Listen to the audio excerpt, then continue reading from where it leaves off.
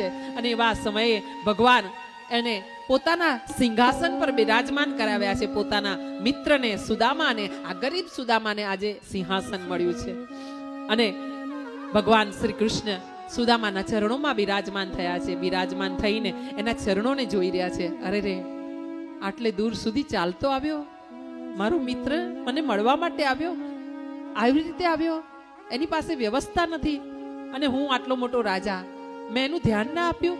એની આંખોમાંથી આંસુ વહી રહ્યા છે અને એવા સમયે ભગવાન આ સુદામાના ચરણોને પોતાના ખોળામાં લઈને આમ રૂક્ષ્મણીની સામે નજર કરીને, રૂક્ષ્મણી એવા વિદુષી છે કે એમને ખબર પડી કે ભગવાન જાળી મંગાવી રહ્યા છે. હા, અને ભગવાને જ્યારે પાણીની જળની જારી મંગાવીને રૂક્ષ્મણીજી લેવા ગયા ને, ત્યાં સુધીમાં તો ભગવાને ચોધાર આંસુએ રડતા રડતા આ સુદામાના ચરણોને પખાડી નાખ્યા છે અને આ જે લોહી હતું ને એ બધું કાઢીને એમાંથી કાંટા અને કંકર ને પગમાં ચોટેલા હતા ને ખૂપી ગયેલા એને કાઢી લીધા છે ભગવાને પોતે. અને પછી પોતાના પિતાંબરના ઉપવસ્ત્રથી આમ ધીરે ધીરે રેશમી વસ્ત્રથી એના પગના જે ઘા હતા ને એને લૂછ્યા છે પ્રભુએ અને પૂછતા જાય છે, મિત્ર તને વાગતું તો નથી ને? મિત્ર તને દુખતું તો નથી ને? અને સુદામા રડતા રડતા એના મિત્રને આમ આમ માથું હલાવી રહ્યા છે, એમનાથી શબ્દ બોલાઈ નથી રહ્યા ને. એવા સમયે ભગવાન શ્રી કૃષ્ણ સુદામાને પૂછી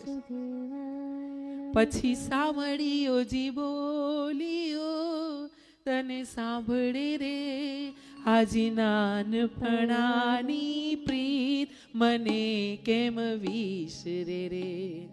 આપણે કથા આવતી, આપણે આ કવિતા આવતી.